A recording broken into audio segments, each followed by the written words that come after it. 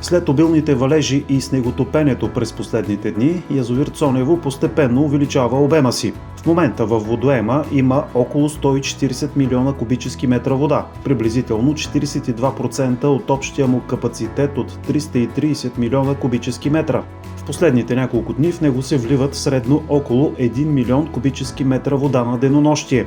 Очаква се обаче в първите дни на март притокът да се увеличи между 4 и 5 пъти. Причината е почти пълният язовир Камчия, който до броени дни ще достигне максималния си обем и ще започне контролирано изпускане или преливане към долното течение на река Луда Камчия в посока Цонево. Експертите посочват, че язовир Цонево разполага с достатъчно свободен обем, за да поеме очакваните количества вода. Малко вероятно е обаче водоемът да достигне нивата на пълно напълване, наблюдавани преди години.